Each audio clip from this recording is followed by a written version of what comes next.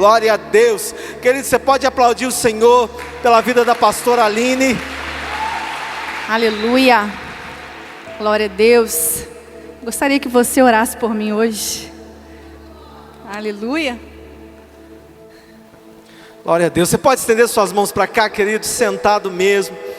Pai, no nome de Jesus, obrigado, Pai, por esse tempo, por esse momento. Pai, não tem preço a Tua presença, Pai. Para nós é algo valoroso.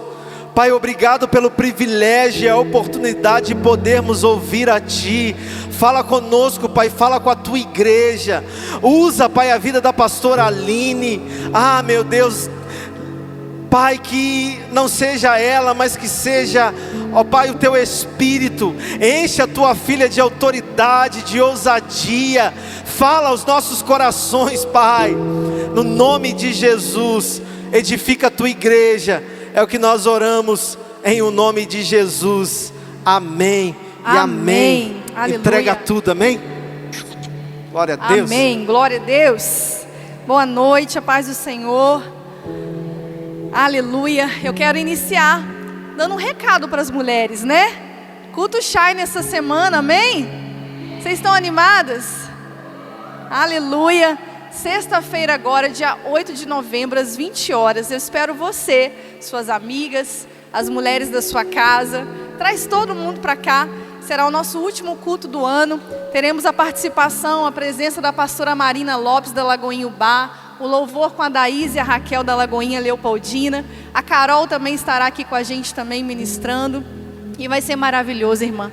Conto com você. Isso tudo é preparado para que você possa desfrutar desse ambiente e entregar ainda mais o seu melhor para o Senhor, amém? Em nome de Jesus. Então eu conto com todas vocês aqui, sexta-feira agora. E olha, no final do culto hoje, nós iremos gravar um vídeo que nós vamos convidar aí as mulheres nas redes sociais. E eu conto com a sua participação, amém? Todas as mulheres que estão aqui hoje, independente da sua idade, eu te convido para a gente fazer esse vídeo juntas. Vou esperar por você, hein, mulher? Em nome de Jesus, hein? Eu vou fechar a porta lá da recepção, vou proibir você ir embora hoje. Antes de gravar o vídeo, um homem vai vigiar lá para mim, o Eleazar vai ficar lá, viu? Então, na hora que acabar o culto, espera aqui rapidinho, que o pessoal da comunicação vai gravar o vídeo para nós e vai ficar lindo, em nome de Jesus. Glória a Deus. Vamos abrir a nossa Bíblia no Evangelho de João, no capítulo 6, a partir do versículo 60 até o 69. O tema da mensagem hoje é: não abandone Jesus. Talvez vai ser algo direcional, algo específico para alguém que entrou aqui nessa noite. Tantas coisas se passam pela nossa cabeça, pelo nosso coração, no nosso dia a dia. E talvez uma dessas coisas e um desses pensamentos é abandonar Jesus, abandonar a fé. Mas o Senhor te trouxe aqui hoje para fortalecer, despertar você. Amém? Em nome de Jesus. Então nós vamos ler lá em João capítulo 6.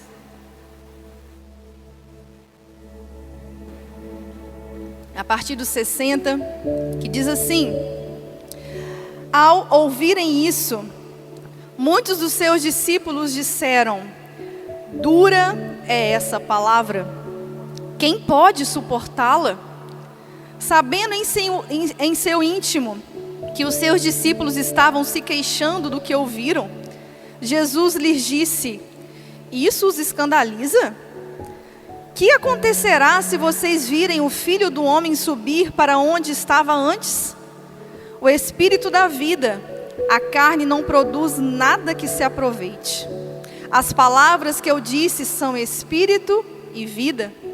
Contudo, há alguns de vocês que não creem, pois Jesus sabia desde o princípio quais deles não criam e quem o iria trair. E prosseguiu: é por isso que eu disse a vocês que ninguém pode vir a mim, a não ser que isso lhe seja dado pelo Pai. Daquela hora em diante, muitos dos seus discípulos voltaram atrás e deixaram de segui-lo. Jesus perguntou aos 12: vocês também não querem ir? Simão Pedro lhe respondeu: Senhor, para quem iremos? Tu tens as palavras de vida eterna. Nós cremos e sabemos que és o Santo de Deus. Aleluia! Irmãos, o início desse capítulo começa nos contando a multiplicação de pães e peixes. Se você começar a ler toda essa história, se você ler todo o capítulo 6, você vai entender como isso foi incrível. Jesus está com uma multidão, aproximadamente 5.000 pessoas. Entre essas pessoas, mulheres, homens, crianças, idosos. E Jesus ensinou eles sobre o reino de Deus por um longo tempo. E depois que Jesus acaba, Jesus vê e reconhece que a multidão tinha fome. Então os discípulos de Jesus querem despedir a multidão, mandar eles embora, porque eles não tinham o que dar para eles comerem, o que oferecer a eles para saciar a fome. Mas Jesus se importa tanto com eles, como Ele se importa conosco, que Jesus fala para os seus discípulos: não, nós não vamos despedi-los com fome. Veja se alguém tem algo para comer. E ali os discípulos vão, eles encontram um menino com 5 pães e 2 peixes. Através do que aquele menino ofereceu, que aparentemente era pouco, Jesus foi e multiplicou, e toda aquela multidão comeu, os seus discípulos comeram, e ainda sobrou. Depois deste momento grandioso, maravilhoso, incrível, impactante, tremendo, Jesus fala assim com os discípulos: agora vocês vão para o outro lado. E Jesus fica para orar. Para ir para o outro lado, os discípulos precisavam ir de barco. Entre onde eles estavam e o outro lado havia um mar. Então eles pegam o seu barco, eles vão para o outro lado. No meio do caminho vem uma tempestade. E no meio da tempestade, Jesus aparece andando sobre as águas. Meu Deus, quanto milagre grandioso e poderoso. E depois que Jesus chega andando pelas águas, acalma a tempestade, Jesus e seus discípulos chegam no outro lado, a multidão descobre que eles estavam lá. Aquela multidão que usufruiu daquele momento de bênção, de multiplicação, comer o pão, comer o peixe, espalha aquela notícia, espalha aquele acontecimento. E aí, além deles, outras e mais pessoas, e uma multidão vai até onde Jesus está de novo. E quando eles chegam ali, querendo ver novamente, querendo desfrutar novamente daquele milagre, Jesus começa a ensinar de uma forma mais direta. Jesus percebe que aquela multidão, que aquela população, aquele povo, não tinha ido até Ele por quem Ele era, ou até mesmo pelo poder que Ele tinha, mas o povo foi até Jesus pelo pão que Ele multiplicou. A palavra vai dizer que Jesus, Ele deixa claro para aquele povo, dizendo: olha, eu sei porque vocês vieram aqui. Vocês vieram aqui pelo pão. Vocês vieram aqui por uma comida que perece. Vocês vieram por uma comida que acaba. Mas eu digo a vocês que o verdadeiro pão que vocês precisam sou eu. Eu sou o pão vivo que desceu do céu. Eu sou um pão vivo que vai saciar a sua fome. Você jamais voltará a ter fome. Eu sou a água que você vai beber e você jamais voltará a ter sede. E Jesus começa a revelar aquilo de forma muito clara para aquela multidão, para os seus discípulos. Ao ponto que eles ficam assim, sem entender. E aí eles começam a comparar o que Jesus estava falando com o maná que caiu lá no deserto. Eles falam: olha, Jesus, então nós queremos também desse maná, desse pão que não acaba, que cai todos os dias. Moisés fez isso com os nossos antepassados no deserto. E aí Jesus vai falar assim: o maná que desceu do céu não foi Moisés que deu, mas foi o próprio Deus. E Jesus, lá no versículo 33, voltem um pouquinho, olha como ele fala com a multidão. Pois o pão de Deus é aquele que desceu do céu e dá vida ao mundo. Disseram eles: Senhor, dá-nos sempre desse pão. Eles achando que Jesus ainda estava falando de um pão que perece, de um pão que sacia a fome por um momento. Mas então Jesus declarou: eu sou o pão da vida. Aquele que vem a mim nunca terá fome, aquele que crê em mim nunca terá sede. Jesus nunca havia revelado essa missão, nunca tinha dito isso em outro momento. É inédito essa revelação. E aí no versículo 40 ele diz assim: porque a vontade de meu Pai é que todo aquele que me olhar, que olhar o Filho e nele crer, tenha vida eterna, e eu o ressuscitarei no último dia. Querido, isso era inédito. Jesus começa a falar para eles de uma forma muito direta qual era a missão dele, o que iria acontecer, para o que ele veio.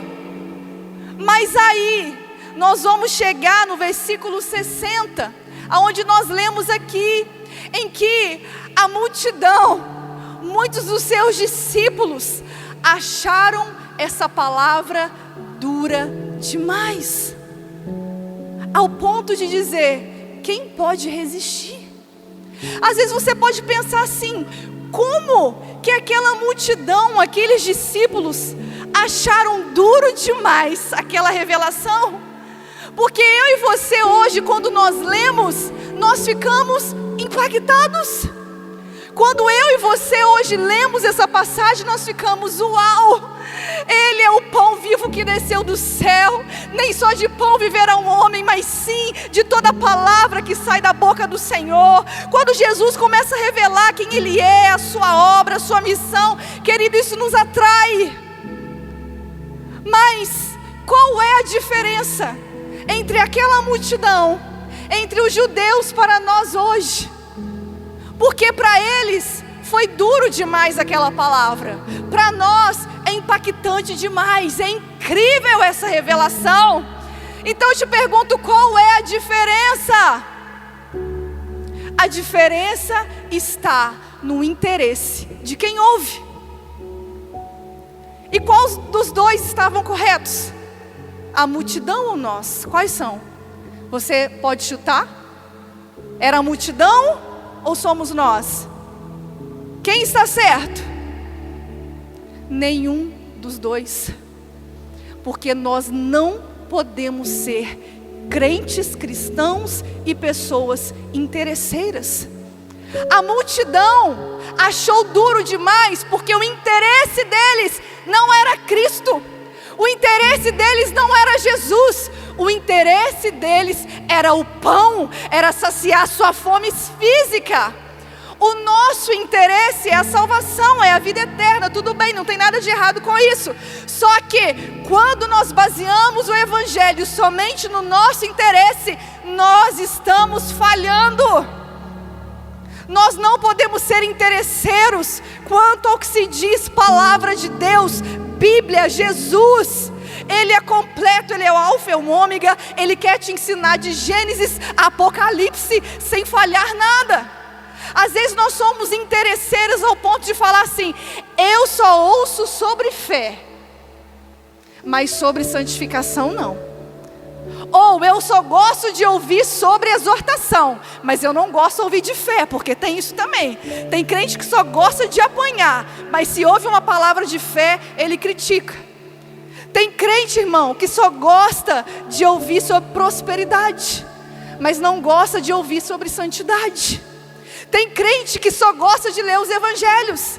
Ah, eu amo os evangelhos, é lindo a passagem de Jesus, os milagres, que maravilhoso. Mas quando fala de Apocalipse, meu irmão, o crente treme na base. Apocalipse, ele nem sabe por onde anda, não sabe nem onde fica na Bíblia, sendo que é o último livro, mas ele nem sabe o que se passa por ali, porque tem medo. Nós, às vezes, temos a tendência de procurar a Jesus somente para aquilo que nos dá prazer. É somente naquilo que nos favorece. Eu só tenho compromisso com Deus aos domingos. Dia de semana, a minha vida não pertence a Cristo. Eu não tenho compromisso, eu não tenho santidade. Eu não tenho busca, eu não tenho interesse nenhum pelo Evangelho. Interesseiro. Você só busca Jesus por aquilo que te dá prazer. E o prazer, querido, não te faz crescer. O prazer às vezes é muito bom e Jesus tem esses momentos para você. Mas se você se apega somente naquilo que é interesse seu, você não cresce, você não desenvolve, você não amadurece. Sabe, o Caleb, meu filho, tem 9 anos. E ele já chegou numa idade aonde eu preciso tirar ele um pouquinho dos seus momentos de prazer. O prazer dele é olhar o celular, assistir o YouTube, jogar bola. O prazer do meu filho são essas coisas. Só que eu preciso tirar ele um pouquinho do conforto dele para ensinar ele a arrumar uma cama, para ensinar ele a tirar a toalha molhada da cama e colocar no varal. Eu preciso tirar ele um pouquinho do prazer e do conforto dele para que ele seja instruído. E isso às vezes incomoda. Sabe, isso às vezes nos deixa um pouquinho desconfortáveis. Mas é no desconforto da vida que você cresce. É no desconforto da vida que você amadurece. Sabe, às vezes trabalhar para você não te dá prazer, mas você precisa. Às vezes orar para você não te dá prazer, mas você precisa. Às vezes jejuar para você não te dá prazer, mas ajuda você. Vocês estão me entendendo? Aquele povo, aquela multidão procurou Jesus por causa de um interesse. Então a palavra foi dura demais ao ponto deles desistirem. Às vezes para nós é o contrário. A gente está cheio de nós mesmos, que a gente acha a palavra simples demais. E a palavra que a gente acha simples demais nos afasta, porque a gente se acha bom demais em comparação ao outro. E eu quero te falar, irmão, a palavra nunca é simples demais. A palavra não muda. Às vezes é o nosso coração que está endurecido. Vai mudar a pessoa que prega, vai mudar a pessoa que transmite. Os dons são diferentes, os temperamentos são diferentes, mas a palavra não muda, a palavra é a mesma. Então se o seu coração tem uma terra boa, independente, a palavra vai entrar. A palavra vai gerar fruto, a palavra vai gerar mudança. Aleluia! Então a primeira coisa que eu tiro de lição desse texto é: nós não podemos procurar Jesus apenas pelos nossos interesses. Às vezes nós só procuramos quando dói, quando a ferida inflama, quando está doendo demais. Tudo bem, você tem que fazer isso, é o melhor lugar, é a melhor opção para você. Mas eu estou aqui hoje para te falar que tem muito mais que isso. Jesus, Ele quer se revelar mais a você. É exatamente como Ele fez com aquela multidão. Olha, eu já fiz milagre, eu já multipliquei, agora é um outro nível. Eu quero ensinar algo muito mais importante do que isso para vocês. Aleluia! E aí a palavra vai dizer: dura é essa palavra, quem pode suportá-la? Irmão, às vezes não é a palavra de Jesus que é dura para você, mas é a vida. Às vezes a vida está sendo dura, às vezes os seus dias estão sendo difíceis para você, ao ponto de você dizer assim: como eu vou suportar? Como eu vou resistir à dureza, à dificuldade que talvez você está vivendo, está encarando, está enfrentando? Porém, você não está conseguindo nesse momento ver alguma coisa acontecer. Talvez nesse momento que está difícil e a vida está dura para você, você está indo até o encontro de Jesus, mas no momento você não está recebendo imediatamente aquilo que você deseja, aquilo que você veio buscar. Mas talvez Jesus está querendo te ensinar que é maior do que um milagre, maior do que uma bênção, é Ele na sua vida, Ele é o seu maior milagre. Esse é o momento de desconforto, onde Jesus apenas nos revela: Eu sou o seu maior milagre. Eu sou a sua melhor companhia. Eu sou o suficiente para você. Não porque Ele não possa, não porque Ele não quer mais, porque você vai ver, se você continuar lendo, Jesus depois ressuscitou Lázaro, Jesus curou o cego, Jesus não parou de fazer, Ele não foi limitado, mas existe um momento da nossa vida que Ele quer que você entenda que Ele é suficiente. Ele não quer que você seja interesseira ao ponto de gostar dEle, de amar Ele somente por aquilo que Ele pode te dar e pelo que Ele pode fazer. Vai existir um momento de desconforto, aonde Jesus está te falando: eu sou o seu maior milagre. Quer mais do que eu fiz por você? Jesus é a sua melhor companhia. Ele é suficiente.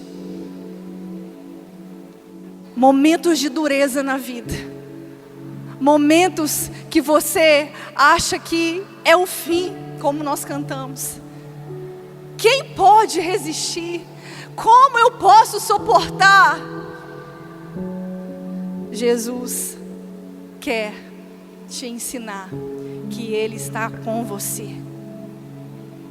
O desconforto está gerando crescimento. O desconforto está gerando amadurecimento. O desconforto está ajudando você. O desconforto está cooperando com você. Creia que todas as coisas cooperam para o bem daqueles que amam a Deus. O inimigo tenta laços, embaraços para te envergonhar, mas não vai, porque até o que ele planeja contra você coopera para o bem da sua vida. É assim, querido. Jesus não deixou de poder fazer. Ele não está limitado. Não. Aguenta firme. Ele apenas está querendo te ensinar. Ele é suficiente. Ele é com você. Ele é o seu maior milagre. Você crê nisso? E aí, nós vamos continuar lendo.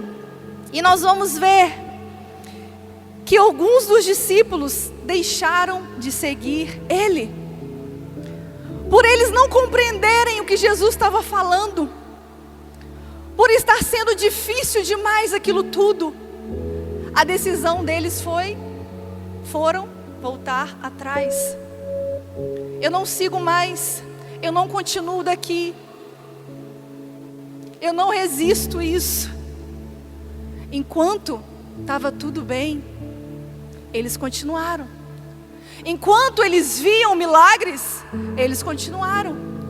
Enquanto eles não eram confrontados, eles continuaram. Mas agora, na hora que veio o confronto, na hora que veio o silêncio, na hora que veio a dureza da vida, na hora que o milagre não aconteceu na hora que você queria, o que você vai fazer?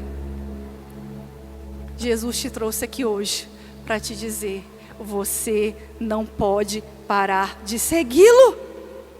Não abandone Jesus pela dureza da vida.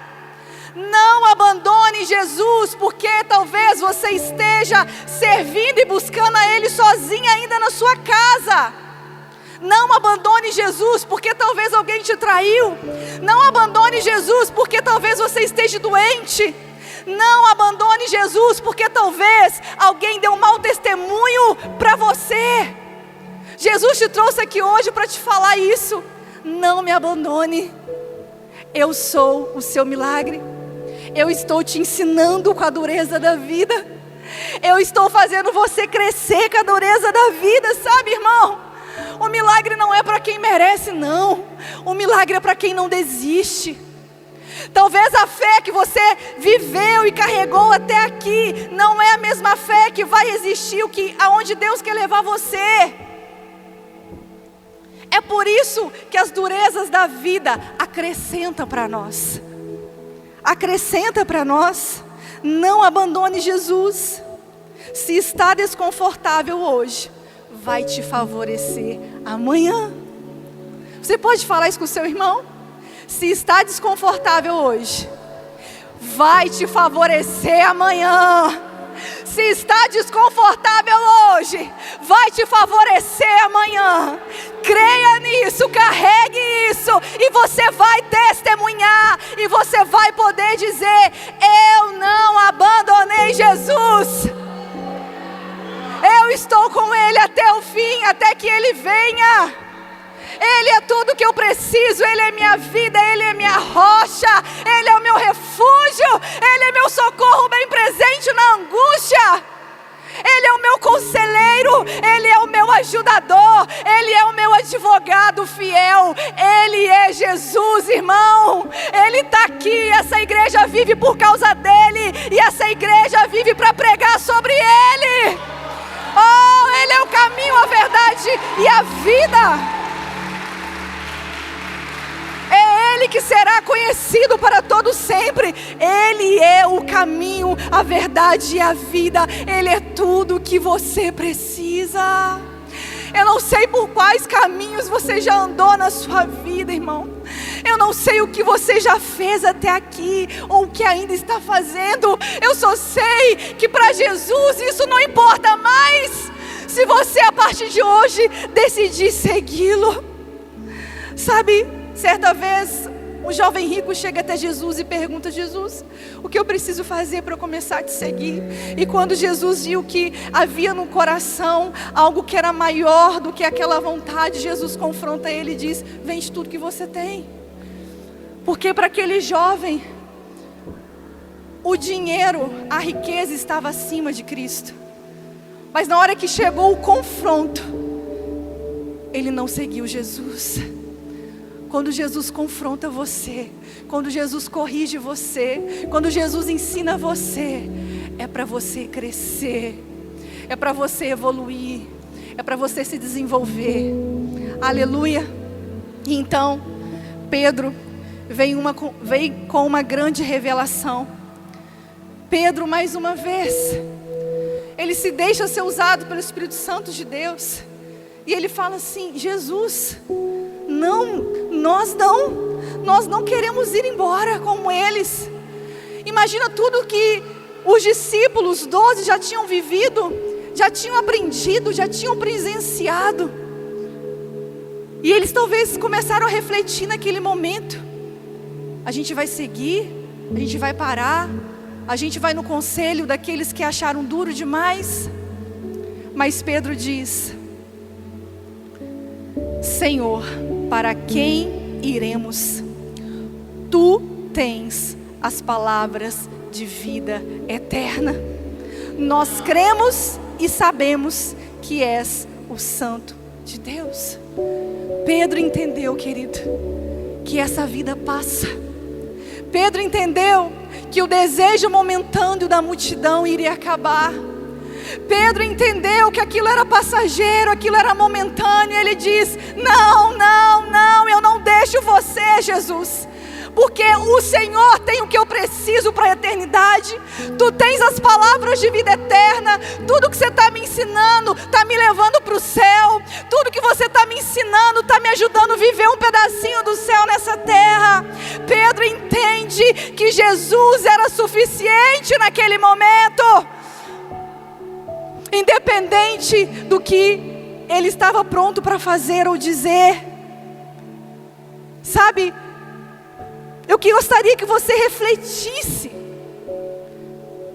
nessa pergunta: para quem eu irei? Para onde eu irei? Talvez você está vivendo dias em que você teve esse pensamento aqui, ó. Talvez você está vivendo dias, situações que te levou a passar pela mente em algum momento: ah, não vale a pena não. Estou cansado de servir a Jesus. Eu não vejo nada, não acontece nada. Eu só levo paulada, eu só sou traído. Eu não vejo solução. Mas eu quero que você reflita: o que vai ser a sua solução? Para onde você vai? Para quem você vai pedir socorro? Quem é que é melhor que Jesus para você? Eu gostaria que você refletisse nessa pergunta. Afinal de contas, para onde eu vou? Para quem eu vou? Onde eu vou basear minha fé? Em quem eu vou crer? Talvez você pensa isso aqui: abandono, retrocedo, eu deixo de seguir. Mas você não para meditar: para onde eu vou? Quem eu vou seguir? E agora quem vai ser o meu mestre? O que vai acontecer? Sabe, eu não sei se todos que estão aqui conhecem a história do livro de Esther. Quem aqui nunca ouviu falar? Todos já ouviram falar sobre a história de Esther? Eu vou falar um pouquinho para vocês, porque é incrível ver a história de um homem que no momento da maior dureza da sua vida, ele escolheu seguir Jesus. Ele escolheu seguir com a sua fé. A história de Esther vai nos dizer de uma família que foi desfeita. Esther não tinha os seus pais mais. Esther não tinha seus irmãos. Esther foi criada pelo seu tio Mardoqueu. Mardoqueu adotou Esther como filha e cuidou dela. Um certo dia, o rei Xerxes decide escolher uma outra rainha. Eu vou resumir bem para chegar onde eu quero chegar, mas para você também não pegar o negócio no meio do caminho e não entender nada. Presta atenção. O rei Xerxes decide escolher uma nova rainha. Esther era apenas uma judia, uma menina pobre, uma mulher improvável. Só que ele quer que chame todas as mulheres bonitas daquela cidade, daquele lugar. Esther era uma mulher bonita e ela foi. No final das contas, Esther foi a escolhida, uma judia, uma improvável. Ela foi escolhida para se tornar a nova rainha do rei. Só que nesse meio tempo, Mardoqueu, que era o seu tio, ele continuou onde ele estava. Ele não foi para o palácio. E o rei Xerxes tinha um príncipe, um nobre, um homem que era abaixo somente dele, que ele confiava muito, que ele dava toda a autoridade, que se chamava Amã. Amã, ele começou a ser adorado entre o povo. O próprio rei deu ordem para que todos que vissem Amã, que passassem por Amã, se prostrassem diante dele. Só que Mardoqueu era judeu. Mardoqueu acreditava no único Deus vivo. Mardoqueu entendia que ele não poderia e nunca iria se prostrar diante de um homem. Então toda vez que Amã passava, todos se prostravam, menos Mardoqueu. Mardoqueu continuava em pé e não se humilhava e não se prostrava diante de Amã. Amã ficou irritado com aquilo. Amã decidiu então ter um plano. O que eu vou fazer para acabar com esse homem que não me honra? Para acabar com esse homem que não se prostra diante de mim? Então ele decide matar não só Mardoqueu, mas todo o povo judeu. Ele decide exterminar a população. Naquela época, ele vai até o rei, coloca o seu plano.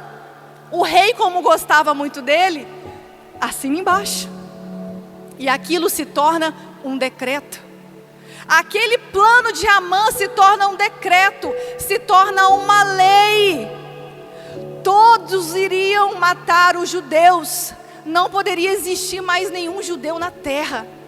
Homem, mulher, criança, idoso, fosse qualquer idade, foi decretado.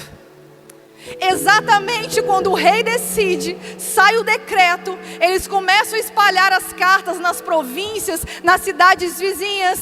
A palavra vai dizer que Amã e o rei vão beber e comer, eles vão festejar por aquele plano, eles vão festejar por aquela decisão de matar os judeus.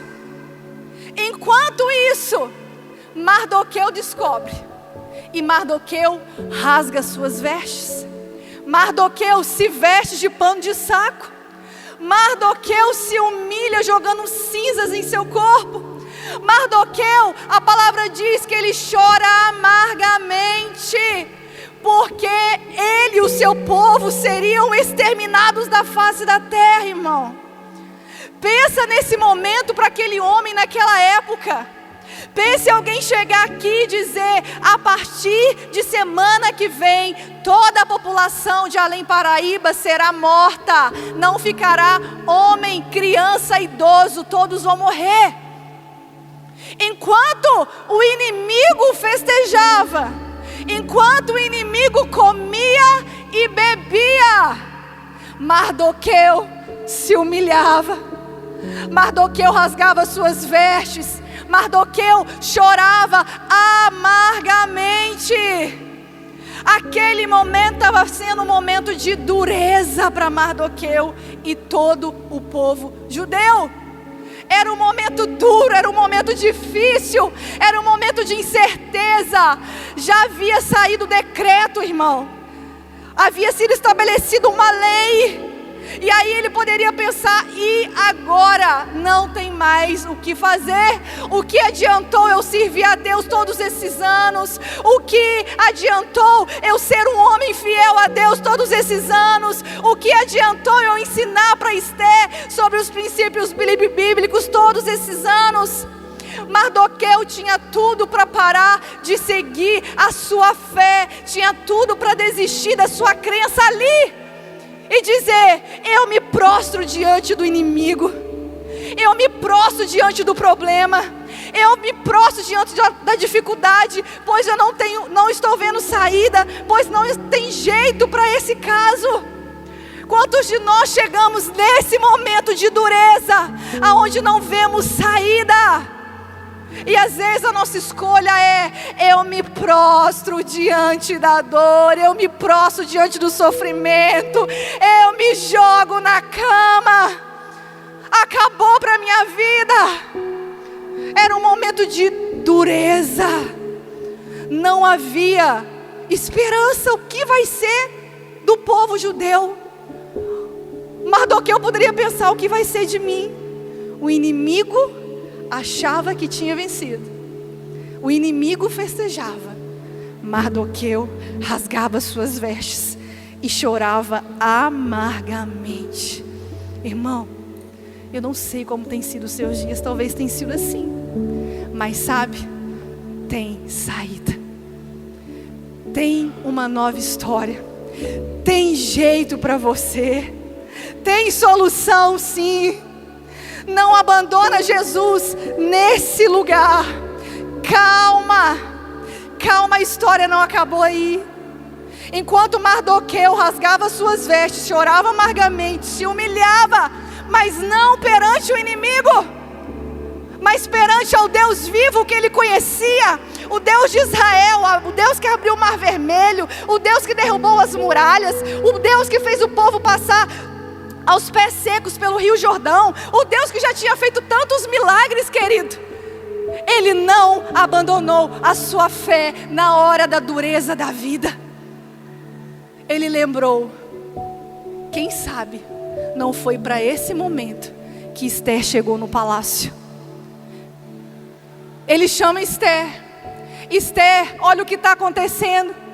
O rei assinou um decreto, todo o povo judeu vai morrer. Você é judeia, você acha que você vai escapar?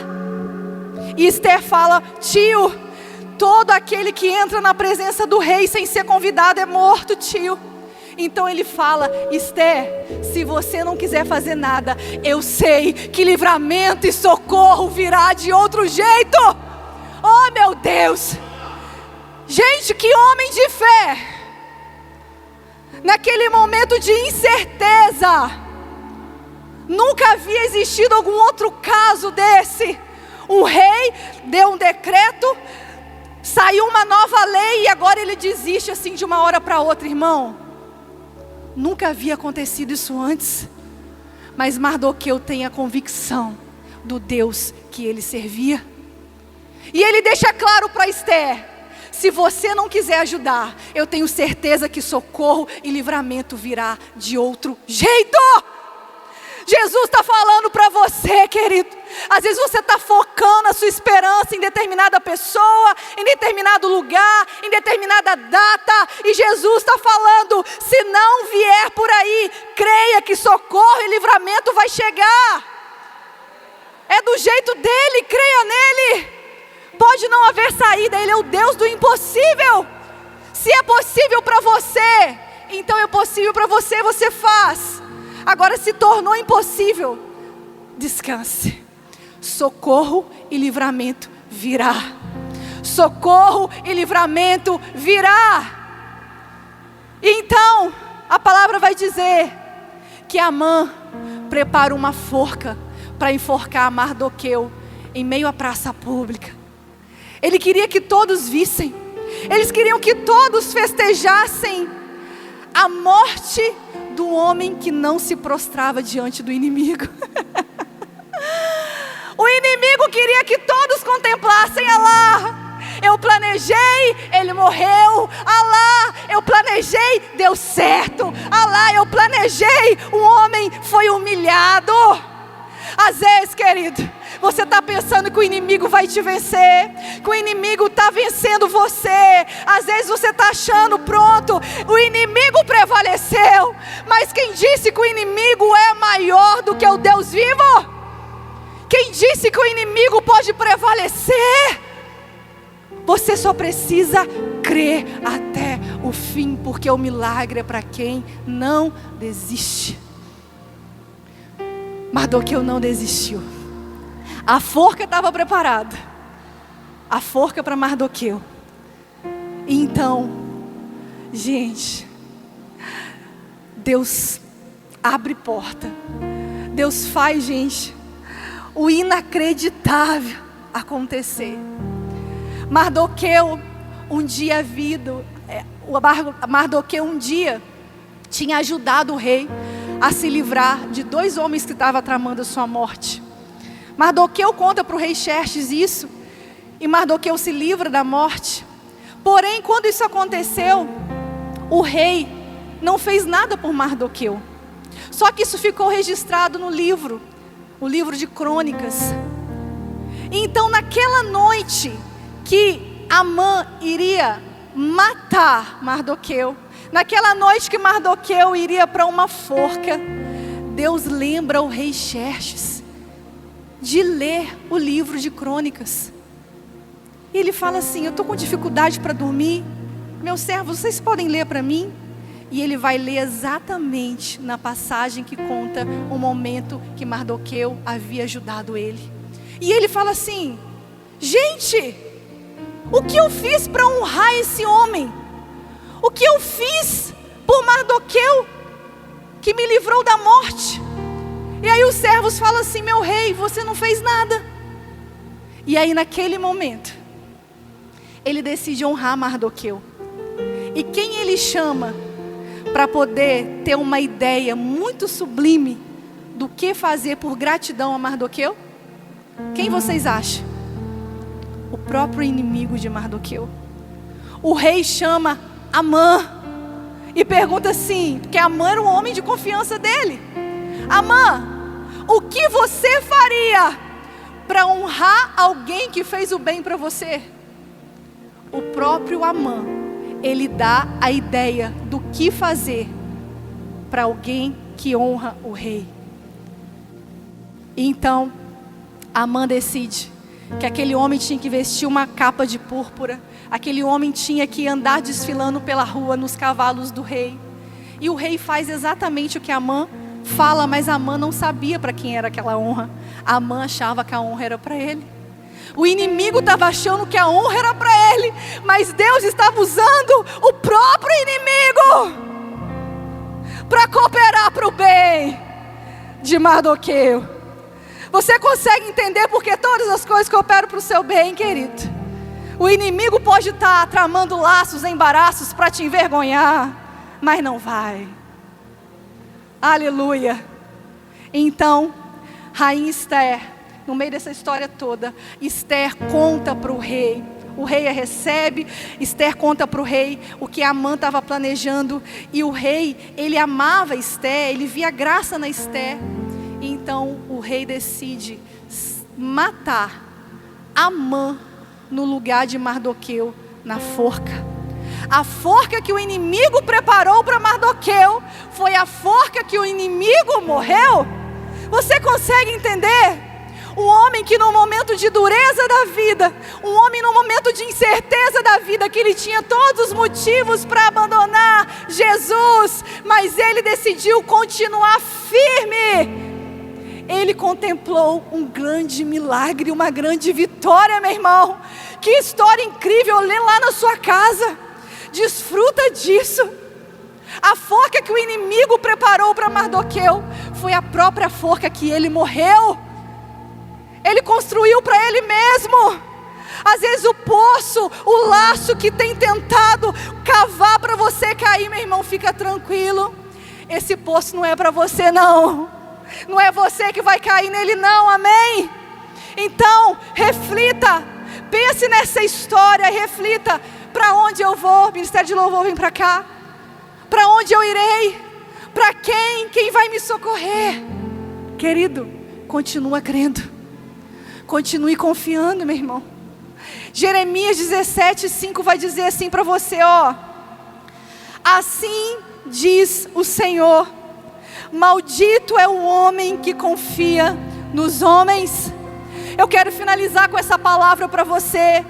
Às vezes você está achando que você vai abandonar Jesus e o seu socorro vai vir da força do seu braço. Porque essa palavra, quando fala maldito é um homem que confia no homem, ele está dizendo da força, da capacidade do próprio homem. Talvez você está confiando na sua própria capacidade ou até mesmo na de alguém. Só que Deus está falando assim para você, ó. Com maldito o homem que confia nos homens, que faz da humanidade mortal a sua força, mas cujo coração se afasta do Senhor. Ele será como um arbusto no deserto, não verá quando vier algum bem. Habitará nos lugares áridos do deserto, em uma terra salgada, aonde não vive ninguém. Mas ele continua dizendo: bendito é o homem que confia no Senhor. Bendito é o homem que confia no Senhor. Bendito é o homem que não abandona Jesus no meio da dureza da vida. Bendito é o homem que não desiste de mim. Olha o que o Senhor está falando para você. Cuja confiança está nele. Ele será como uma árvore plantada junto às águas e que estende as suas raízes para o ribeiro. Ela não temerá quando chegar o calor, porque as suas folhas estão sempre verdes. Não ficará ansiosa no ano da seca e nunca deixará de dar fruto. Você recebe essa palavra? Quem está aqui comigo? Quem ouviu esse versículo, pelo amor de Deus? É Jesus falando com você. Confia em mim. Você pode ficar de pé. Nós vamos adorar o Senhor com essa canção, querido. E eu gostaria que no seu interior, dentro do seu coração, você pedisse perdão a Jesus. Perdão por todas as vezes que você pensou em deixá-lo. Perdão por todas as vezes que o seu coração não reconheceu quem Ele era. Por todas as vezes que Ele não foi suficiente para você, mas foi apenas aquilo que Ele poderia te oferecer. Sabe?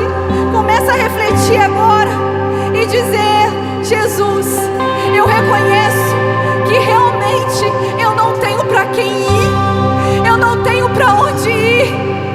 Tu és tudo que eu preciso, Jesus. Tu és tudo que eu